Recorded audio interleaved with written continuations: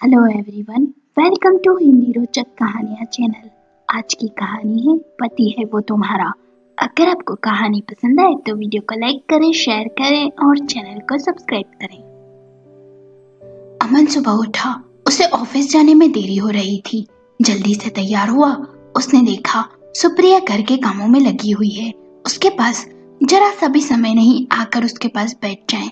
खैर उसे भी जल्दी थी तो ऑफिस चला गया। अमन शाम को ऑफिस से घर पहुंचा। उसने घंटी बजाई तो सुप्रिया ने दरवाजा खोल दिया। सुप्रिया पर नजर पड़ते ही उसका मन खिन्नता से भर गया और फिर सीधे बेडरूम में चला गया। कपड़े बदलकर वह बाथरूम में फ्रेश होकर निकला। तब तक सुप्रिया कमरे में आ गई थी। ये चाय नाश्ता रख दिया है मैंने, धीरे से सुप्रिया ने कहा। पता नहीं अमन और भी चिढ़ गया। अपनी स्लीपर घसीटता हुआ डाइनिंग टेबल की तरफ बढ़ गया। बच्चे भी आ गए। सब खाते पीते बातें करने लगे। बच्चों के साथ बात करके अमन का मूड कुछ ठीक हो गया। अभी वे बात कर ही रहे थे कि सुप्रिया फिर उठ गई और जूठे बर्तन समेटने लगी। सारे बर्तन समेटकर रसोई में रखने लगी। अमन ने सुप्रिया पर नजर दौड़ाई। उसका फैला बेडोल शरीर, बड़ा हुआ पेट, कमर में खोसा साड़ी का पल्ला, बिखरे हुए बालों को ठूस कर बनाया हुआ जूड़ा, बेजान होता उसका चेहरा। बच्चों के साथ बातें करके उसका मूड कुछ ठीक होता था, पर फिर उखड़ गया। सुप्रिया डाइनिंग टेबल साफ कर रसोई में चली गई। उसके बर्तनों की आवाज ने अपना बेसुरा संगीत शुरू कर दिया था। अमन ने झुंझलाकर अखबार उठाया और उठकर बाहर बरामदे में चला गया। थोड़ी देर सुबह के बासी पड़े अखबार को दोबारा पढ़ता रहा। फिर शाम का अंधेरा छाने लगा तो दिखाई देना कम हो गया। उसने लाइट नहीं जलाई। उसका अंदर जाने का मन भी नहीं किया तो वहीं कुर्सी पर सिर टिकाए पुरानी यादों में खो गया। किसी सुप्रिया को कभी अमन ने लड़कियों की भीड़ में पसंद किया। घर वालों की मर्जी के खिलाफ जाकर उसे अपनाया था उसने। उसके जेहन में वह दुबली पतली बड़ी बड़ी आंखों वाली सलोनी सी सुप्रिया की छवि तैर गई। मामा की बेटी की शादी में कानपुर गया। अमन जब लौटा तो अकेला नहीं आया। सुप्रिया का वजूद भी उसके जेहन से लिपटा साथ आ गया। बारातियों की हंसी ठिठोली करती दुल्हन की सहेलियों के बीच उसकी नजर गोरी लंबी छरहरी सुप्रिया पर अटक सी गई। सुप्रिया के गुलाबी गाल, उसकी बड़ी बड़ी आंखें, झील सी गहराई और रसीले होठों की चमक भुलाए न भूली। जब भी आंखें बंद करता हंसती मुस्कुराती सुप्रिया उसकी आंखों में उतर जाती। अमन इंजीनियर था, बहुत अच्छी नौकरी में था। उसके पिता रिटायर अध्यापक थे। बहुत अच्छे अच्छे घरों से शादी के प्रस्ताव उसके पिता के पास उसके लिए आए हुए थे। उन सब पर घर में सलाह मशवरा चल रहा था। वह खुद भी बहुत खूबसूरत था। इंजीनियरिंग कॉलेज में कई लड़कियां उस पर जान छिड़कती थी, पर वह किसी की गिरफ्त में नहीं आया। गीतिका से तो उसकी बहुत अच्छी दोस्ती थी। वह उसे केवल एक दोस्त मानता था। गीतिका ने उसे कई तरह से जताया कि वह उससे शादी करना चाहती है, पर साधारण शक्ल सूरत की गीतिका उसे शादी के लिए पसंद नहीं आई। मगर सुप्रिया अपना जादू चला चुकी थी। घर में आए सारे विवाह प्रस्तावों को नकार कर जब उसने माँ के सामने अपनी बात रखी तो माँ ने मामा को फोन कर सारी बात बताई। फिर उन्होंने सुप्रिया के बारे में सब पता लगाया। सुप्रिया बीकॉम पास, एक सामान्य घर की लड़की थी, दूसरी जाति की भी थी। इसलिए माता पिता ने अमन को बहुत समझाया कि सुंदरता ही सब कुछ नहीं होती। लड़की किसी भी तरह उसके योग्य नहीं है। आजकल के हिसाब से वो ज्यादा पढ़ी लिखी भी नहीं है। बस बीकॉम पास तो है और कौन सा मुझे नौकरी करवानी है, अमन ने कहा। पर बात नौकरी की नहीं है बेटा, घर का रहन सहन ये सब भी मायने रखते हैं। इन सब बातों का असर इंसान के विचारों पर पड़ता है। आज समय बहुत बदल गया है। कुछ समय बाद तुझे खुद यह बात महसूस होने लगेगी। बीकॉम तो हमारी काम वाली की बेटी भी कर रही है, तो क्या तू उससे शादी कर सकता है? पिता का ऐसा कहना अमन को खल गया। काम करने वाली बेटी की तुलना उसके प्यार से करने से उसका दिल टूट गया। फिर चिढ़कर बोला, बाकी बातें तो सीखने की है, सिखाई जा सकती है, पर जो चीज कुदरत देती है वह पैदा नहीं की जा सकती और मेरे साथ रहेगी तो वो सब सीख जाएगी। अपनी दलीलों से अमन ने अपने माता पिता को चुप करा दिया था।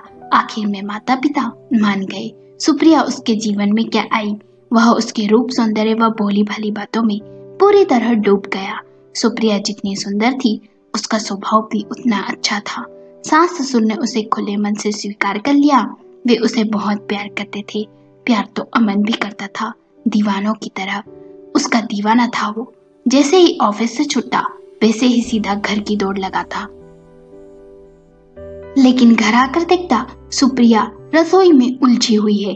कभी ससुर जी के लिए दलिया बना रही होती, कभी सास के लिए घुटनों का तेल गरम कर रही होती, कभी गर्म पानी की थैली भर रही होती, कभी सब्जी काट रही होती, तो कभी उसके लिए बढ़िया नाश्ता बनाने में व्यस्त होती। ये सब छोड़ो ना सुप्रिया, मुझे ये सब नहीं चाहिए, मुझे बस तुम चाहिए। ये कहते हुए अमन गैस बंद कर देता।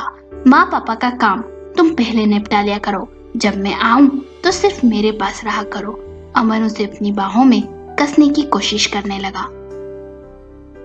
सुप्रिया कसमसा जाती। क्या करते हो अमन, माँ बाबूजी आ जाएंगे। वह यह कहकर जबरन खुद को छुड़ा लेती। तो फिर कमरे में चलो ना, मेरे पास बैठो ना, अमन शरारत करते हुए कहता। अरे कैसे चल दूं, शाम का खाना बनाने में देर हो जाएगी। बदले में वह उसे एक कप चाय थमा देती। देखो मैंने आपके लिए पकोड़े बनाए हैं, इन्हें खाकर बताओ कैसे बने हैं। वह कूड़ कर कहता। हमारी नई नई शादी हुई है सुप्रिया, तुम समझती क्यों नहीं। थोड़ा तो रोमांटिक बनो, घर के काम तो होते रहेंगे। और फिर वह उसे खींचकर प्यार करने का प्रयास करता। सुप्रिया उसे पर छिटक जाती। अपने मचलते अरमानों को काबू कर अमन पैर पटकता, रसोई से बाहर निकल जाता। उसका बहुत मन करता कि सुप्रिया सब काम उसके आने के पहले निपटा कर अच्छी तरह सज धज कर उसका इंतजार करे, उसके आने के बाद उसके पास बैठे, उसके साथ घूमने चले, फिल्म देखने जाए, बाहर खाना खाने चले, आइसक्रीम खाने चले। मगर शायद सुप्रिया की जिंदगी इन सब बातों की प्राथमिकता नहीं थी। उसने अपनी माँ को भी ऐसे ही काम में उलझा देखा था और यही सोचती कि काम करने से ही सब खुश होते हैं। यहाँ तक कि पति भी, पति पत्नी के बीच इसके अलावा दूसरी बातें भी हैं जो इससे भी जरूरी है। पति पत्नी के रिश्ते के लिए यह वह नहीं समझती थी। यहाँ तक कि अखबार पढ़ना, टीवी पर खबरें सुनना, इन सब बातों से भी उसे कोई मतलब नहीं रहता था। अब उसके लिए घर, घर का काम, सास ससुर की सेवा, पति की देखभाल, यही सब कुछ था। अमन का मन करता कि उसकी नई नवेली पत्नी उससे कभी रूठे, वह उसे मनाए, मीठी छेड़छाड़ करे। पर धीरे धीरे उसे लगने लगा कि इस माटी की खूबसूरत गुड़िया से ऐसी बातों की उम्मीद करना बेकार है। समय बीत गया, उनके 2 बच्चे भी हो गए। अब तो सुप्रिया और भी ज्यादा व्यस्त हो गई। उसके पास पल भर की भी फुर्सत नहीं रहती। वह कई बार कहता, सुप्रिया खाना बनाने के लिए कोई रख लो, काम वाली रख लो, तुम बस अपनी देखरेख में बनवा लिया करो। काम में इतनी उलझी रहती हो, मेरे लिए तो तुम्हारे पास समय ही नहीं रहता। कब समय नहीं रहता आपके लिए, सुप्रिया हैरानी से कहती। कौन सा काम नहीं करती हूँ आपका मैं। सुप्रिया काम ही तो सब कुछ नहीं होता, तुम समझती क्यों नहीं। हमारी यह उम्र लौट कर नहीं आएगी, बहुत सी जरूरतें होती है तन मन की, पर तुम इन्हें समझना नहीं चाहती हो। सुप्रिया अमन की सारी जरूरतों को समझती, पर उसके मन को नहीं समझती। वह एक अच्छी बहू थी, अच्छी माँ थी, अच्छी पत्नी थी, पर अच्छी साथी नहीं थी। एक साथी की कमी अमन को हमेशा अकेलेपन, एक अजीब तरह की तृष्णा और भटकन से भर देती। अमन का मन करता उसके दोस्तों की पत्नियों की तरह सुप्रिया भी तरह तरह की ड्रेस पहने जो शालीन और फैशनेबल हो। कम से कम चूड़ीदार सूट, अनारकली सूट, ये तो वो पहन ही सकती है। वो यही सोचकर वह एक दिन उसे किसी तरह मनाकर बाजार ले गया। लेकिन सुप्रिया कोई भी ड्रेस, यहाँ तक कि सूट खरीदने को तैयार नहीं हुई। अरे ये सब नहीं पहन सकती, माँ पापा क्या बोलेंगे, मेरे सभी दोस्तों की पत्नियां पहनती है सुप्रिया। अच्छा यह अनारकली सूट ही ले लो, तुम पर बहुत जचेगा। अबे तुम्हारी उम्र ही क्या है, आजकल तो 65 साल की औरतें भी ये सब पहनती है।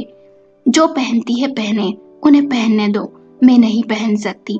उनके सास ससुर उनके साथ नहीं रहते होंगे अमन, माँ पापा क्या कहेंगे। सुप्रिया बस यही रट लगाए बैठी। सुप्रिया, मैं जानता हूँ अपने मम्मी पापा को, वे पुराने विचारों के नहीं हैं। मैंने और उन्होंने हर तरह का माहौल देखा है और वे अध्यापक की पत्नी है। वे तुम्हें ये सब पहनकर देखकर खुश ही होंगे। दूसरे दिन अमन ऑफिस पहुंचा। उसके एक सहकर्मी का तबादला हो गया था और सुप्रिया को भी उसने तबादले के लिए बात की, मगर सुप्रिया ने अमन का प्रस्ताव नकार दिया। जब सुप्रिया अनारकली सूट जैसी शालीन ड्रेस पहनने को तैयार नहीं हुई तो वो जीन्स टॉप क्या पहनेगी। पापा सही कहते हैं, घर का रहन सहन, शिक्षा दीक्षा, इन सब का असर इंसान की पर्सनालिटी और विचारों पर तो पड़ता ही है। पत्नी को तरह तरह से सजाने संवारने का अमन का शौक धीरे धीरे दम तोड़ गया। अमन नौकरी में ऊंचे पद पर पहुंचता गया। बच्चे बड़े होते गए, माता पिता वृद्ध होते गए, फिर एक दिन इस दुनिया से चले गए। सुप्रिया की जैसे जैसे उम्र बढ़नी शुरू हुई तो वो खुद से बेपरवाह हो गई। उसका शरीर फैलना शुरू हो गया। चेहरे की रौनक जो उम्र की देन थी बिना देखभाल के बेजान होने लगी। उसके लंबे लहराते बाल उम्र के साथ पतली पूंछ जैसे रह गए। वह उन्हें लपेटकर कसकर जूड़ा बना लेती जो उसके मोटे चेहरे को और भी अनाकर्षक बना देता। अमन कहता, सुप्रिया, मैं तुम में 22-23 साल की लड़की नहीं ढूंढता, पर चाहता हूं कि तुम अपनी उम्र के अनुसार तो खुद को संवार कर रखा करो। 43 की उम्र ज्यादा नहीं होती। मगर सुप्रिया पर कोई असर नहीं पड़ता। वो धीरे धीरे अमन ने बोलना ही छोड़ दिया। वह खुद 47 की उम्र में अभी भी 36 से अधिक नहीं लगता था। अपने मोटापे, पहनावे और रहन सहन की वजह से सुप्रिया उम्र में उससे बड़ी लगने लगी थी। अब अमन का उसे साथ कहीं ले जाने का भी मन नहीं करता। ऐसा नहीं था कि वह दूसरी औरतों की तरफ आकर्षित होता था, पर तुलना स्वाभाविक रूप से हो ही जाती थी। आप अभी तक यहाँ बैठे हो, लाइट भी नहीं जलाई, सुप्रिया ने लाइट जलाते हुए कहा। चलो चलकर खाना खा लो। खाना खाकर अमन सो गया। आज पुरानी बातें याद कर उसके मन की खिन्नता और बढ़ गई थी। सुप्रिया के प्रति जो अजीब सा एक नफरत का भाव था उसके मन में भर गया था, वह और भी बढ़ गया था। दूसरे दिन अमन ऑफिस पहुंचा। उसके एक सहकर्मी का तबादला हुआ था। उसकी जगह कोई महिला ज्वाइन करने वाली थी। अमन अपने केबिन में पहुंचा तो चपरासी ने आकर कहा, साहब आपको बुला रहे हैं। अमन बॉस के कमरे की तरफ चल दिया। इजाजत लेकर अंदर गया। उसके बॉस बोले, अमन, ये है गीतिका दुबे, उमेश की जगह इन्होंने ज्वाइन किया है। तुम इन्हें काम समझा दो। अमन ने पलट कर देखा तो खुशी से बोला, अरे गीतिका तुम यहाँ। अमन, तुम यहाँ? गीतिका सीट से उठकर खड़ी हुई। आप दोनों एक दूसरे को जानते हैं? जी, हमने दोनों ने इंजीनियरिंग साथ की थी। फिर तो और भी अच्छा है। गीतिका, अमन आपकी मदद कर देंगे। जी सर कहकर दोनों बॉस के कमरे से बाहर आ गए। गीतिका को उसका काम समझाकर लंच ब्रेक में मिलने की बात कहकर अमन अपने काम में उलझ गया। लंच ब्रेक में गीतिका उसके केबिन में आ गई और बोली, लंच ब्रेक हो गया, तुम अभी भी लैपटॉप में नजरें गड़ाए बैठे हो, चलो। ओ गीतिका, वह गर्दन उठाकर बोला। फिर घड़ी देखी, पता ही नहीं चला। चलो कैंटीन चलते हैं। क्यों, तुम्हारी पत्नी ने लंच दिया है ना, उसे नहीं खिलाओगे तुम?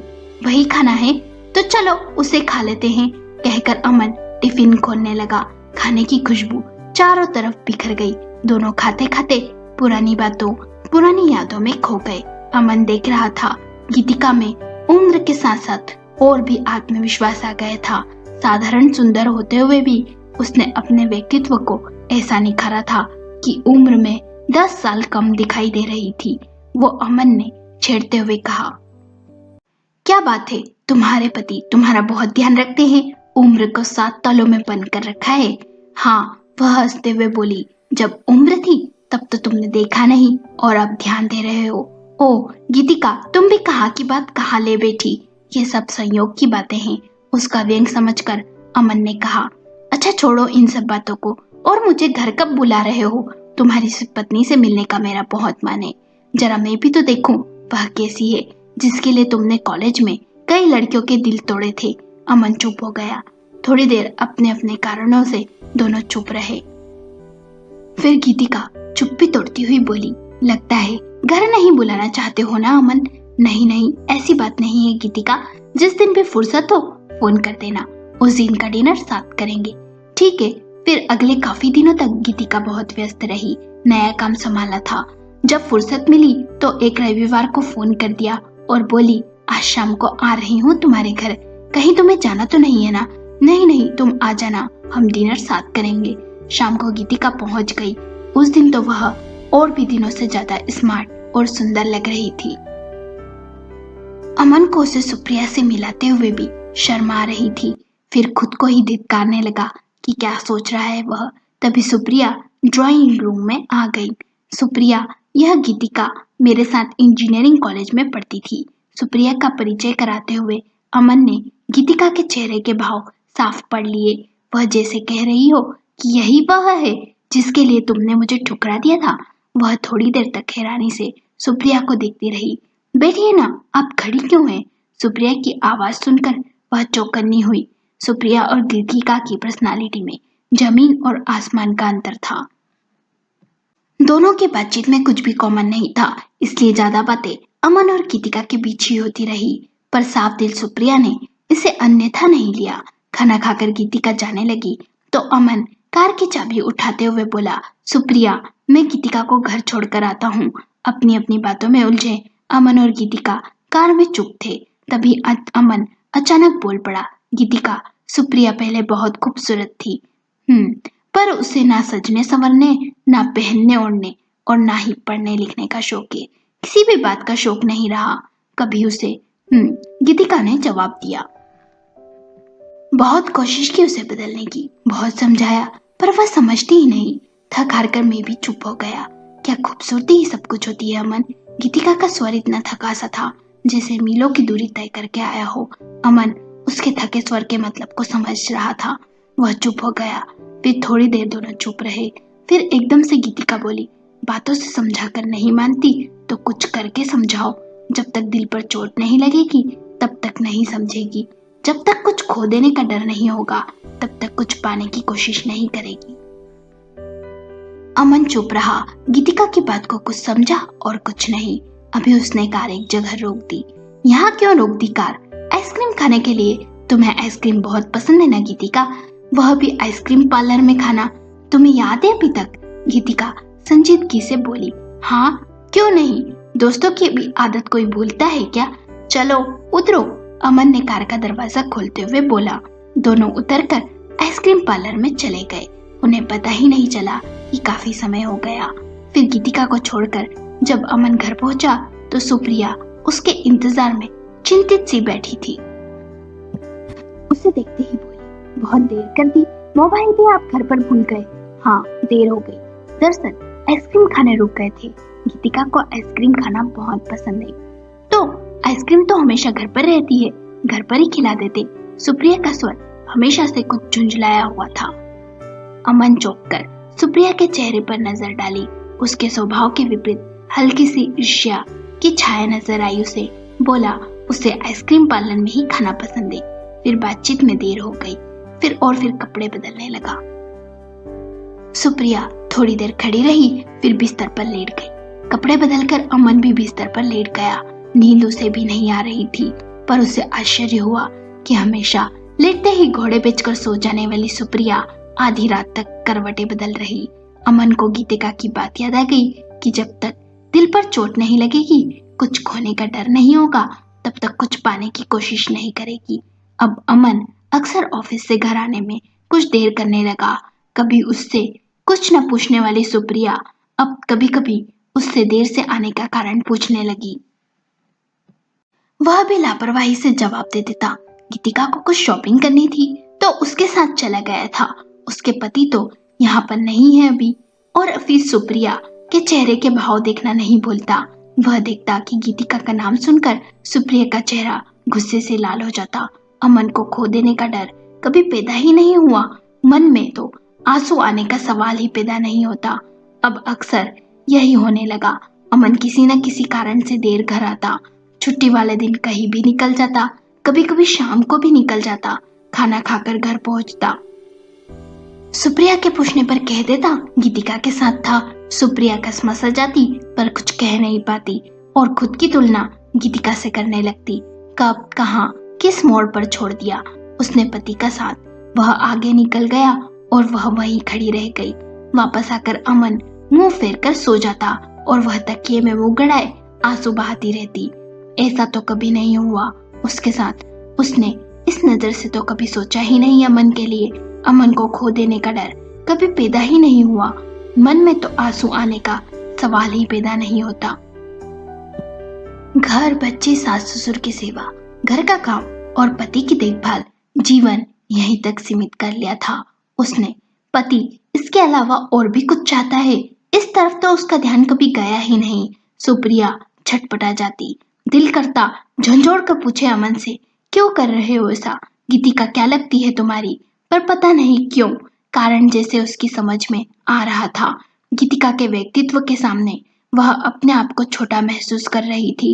एक दिन रविवार को सुप्रिया तैयार होकर घर से निकल गई। गीतिका खाने बनाने की तैयारी कर रही थी। तभी घंटी बज उठी। गीतिका ने दरवाजा खोला तो सुप्रिया को खड़ा देखकर चौंक गई। पूछा, सुप्रिया तुम यहाँ इस समय? अमन कहाँ है? वे घर पर नहीं थे तो मैं तुमसे मिलने आई हूँ गीतिका, सुप्रिया सहमी हुई सी बोली।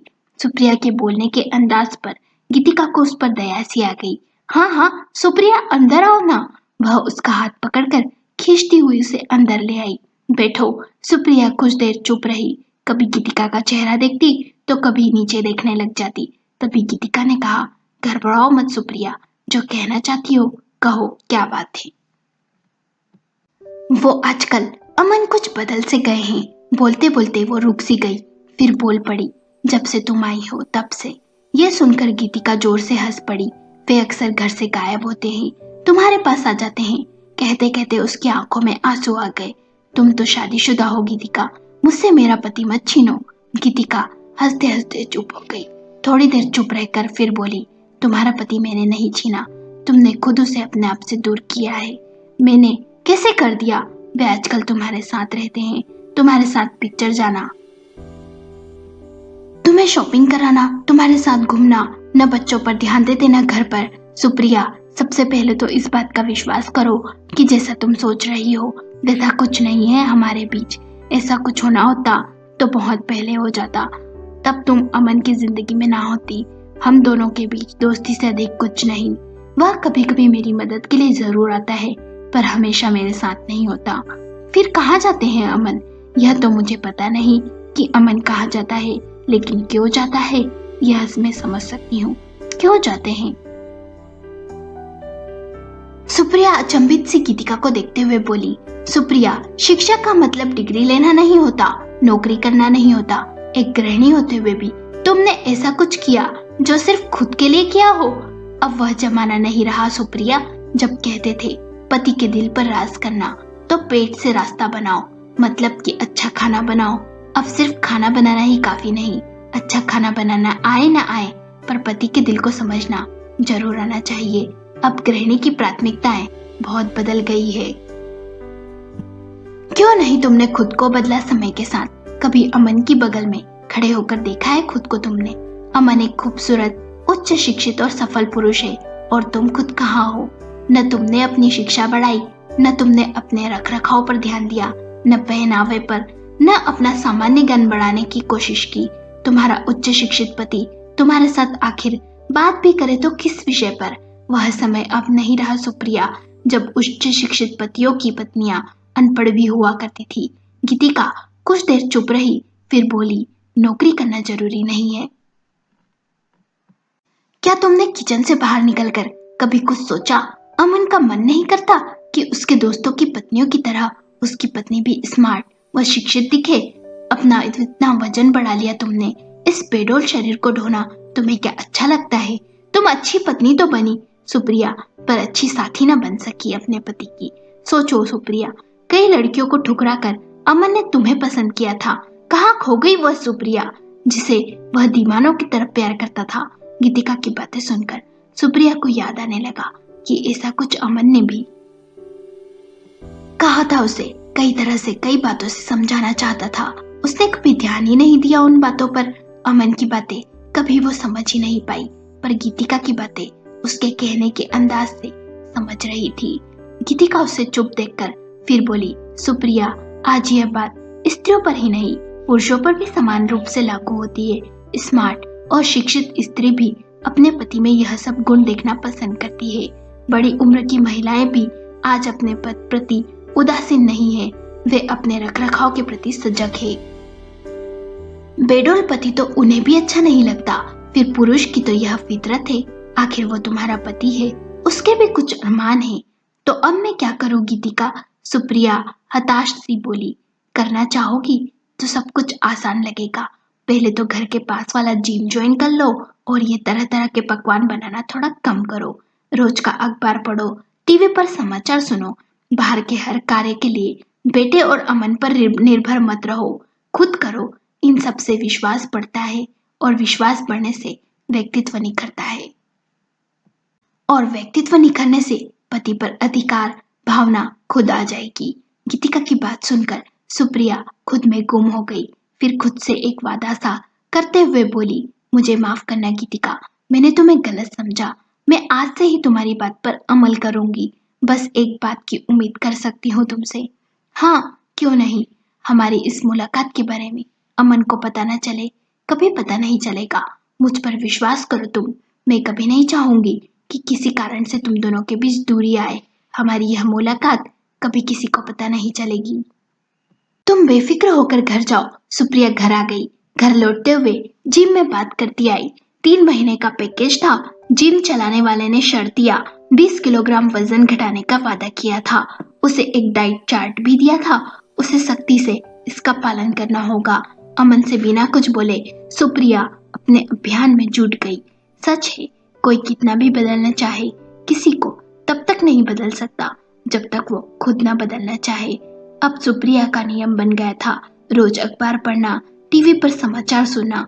उसने अखबार वाले से कहीं पत्र पत्रिकाएं भी लगवा ली थी। घर की साफ सफाई और पकवान बनना कुछ कम हो गए थे, पर किसी के जीवन पर इसका कोई खास असर नहीं पड़ा। सुप्रिया की जिंदगी बदलने लगी थी। अब वह अक्सर किसी न किसी काम से घर से निकल जाती। इससे खुद को तरोताजा महसूस करती। बाहर के काम खुद करने से उसे संतुष्टि महसूस होती, जिससे उसमें आत्मविश्वास आना शुरू हो गया था। अमन उसमें धीरे धीरे आने वाले परिवर्तन को देख रहा था, पर सोच रहा था कि थोड़े दिन की बात है, जो उसकी बेरुखी की वजह से शायद सुप्रिया में आ गया हो। थोड़े दिनों में फिर अपने पुराने ढर्रे पर आ जाएगी, लेकिन सुप्रिया उसी दिनचर्या पर कायम रही। 5-6 महीने होते होते उसका वजन 20 किलोग्राम कम हो गया। बदन के उतार चढ़ाव की प्रखरता फिर अपनी मौजूदगी का एहसास कराने लगी। चेहरे की चर्बी घटकर कसाव आने से चेहरा कांतिमय हो गया। उसकी बड़ी बड़ी झील सी आंखें, जो चर्बी बढ़ने के कारण छोटी हो गई थी, फिर से अपनी गहराई नापने लगी।